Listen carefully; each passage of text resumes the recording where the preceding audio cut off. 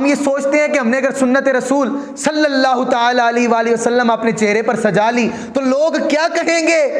اگر ہم نے نمازیں پڑھنا شروع کر دی، اگر ہم 5 وقت کے نمازی بن گئے تو بھائی لوگ کیا کہیں گے؟ اگر آج ہم نے اچھے کام شروع کر دیے، اگر آج ہم نے اپنے کام کے اندر ڈنڈی مارنا چھوڑ دی تو لوگ کیا کہیں گے؟ جی بندہ بڑا سنور گیا ہے۔ تو ہمیں یہ شرمندگی محسوس ہوتی ہے، سنت سجاتے ہوئے بھی تجھے شرمندگی ہوتی ہے، تجھے نیک کام کرتے ہوئے بھی شرمندگی ہوتی ہے، تجھے نماز پڑھتے ہوئے بھی شرمندگی ہوتی ہے، تجھے قرآن اٹھاتے ہوئے بھی شرمندگی ہوتی ہے۔ کیا کبھی یہ سوچا کہ قیامت کے روز یہ سارے گناہ اپنے سر پر اٹھا کر لے کے جائے گا؟ یہاں پر تجھے دنیا والوں کے سامنے شرمندگی ہو رہی ہے، وہاں پر تو رب تعالیٰ کے سامنے جب تو حاضر ہوگا، جب تیرا حساب کتاب ہوگا، جب تجھے جانے کائنات صلی اللہ تعالی علیہ وآلہ وسلم کی بارگاہ میں پیش کیا جائے گا، تو کیا اس وقت تجھے کوئی شرمندگی نہیں ہوگی؟ اس وقت تجھے کوئی احساس نہیں ہوگا؟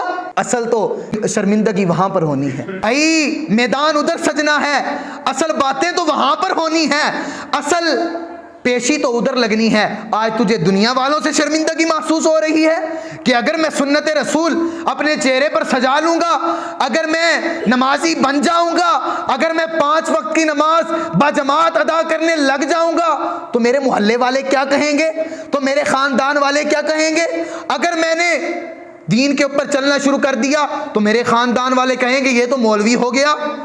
بھائی اگر مولوی ہونا، یہ داڑھی رکھنا مولویت ہے، اگر حضور کی سر پر دستار سجانا یہ مولویت ہے، اگر نمازیں پڑھنا اس کو آپ مولویت کا نام دیتے ہیں، تو آپ کو یہ چاہیے کہ ان لوگوں کے سامنے سینہ تان کر کھڑے ہو جائیں، آپ کہیں کہ اگر اسی کا نام مولوی ہے تو ہم سب مولوی ہیں۔